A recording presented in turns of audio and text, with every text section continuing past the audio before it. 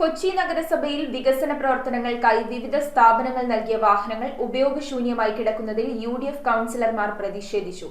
Fogging വാഹനം തള്ളിക്കൊണ്ട് corporation ഓഫീസിലേക്ക് നടത്തിയ പ്രതിഷേധ മാർച്ച് പ്രതിപക്ഷ നേതാവ് ആന്റണി കുരീത്തറ ഉദ്ഘാടനം ചെയ്തു.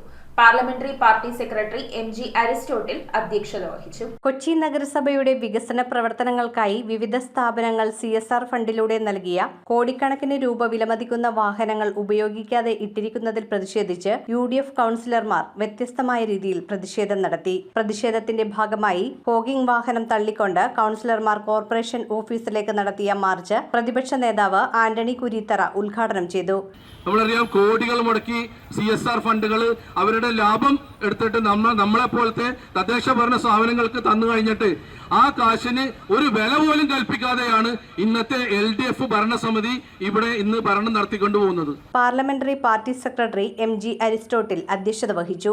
കൌൺസിലർമാരായ സക്കീർ തമ്മനം, KA മനാഫ്, ബാസ്റ്റിൻ ബാബു, ലൈല തദേവൂസ്, ജീജ ടെൻസൺ, രജനി മണി, ലൈല ദാസ്, മിന്ന വിവേര, ബെൻസി ബെന്നി, ശാന്ത വിജയൻ എന്നിവർ പ്രസംഗിച്ചു.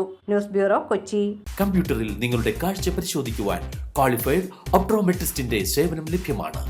KR opticals, near federal bank, Palluruthy. Specs world, opposite TB hospital, Karuvelippady. KR opticals, combustion മുക്ക്, കുമ്പളങ്ങി.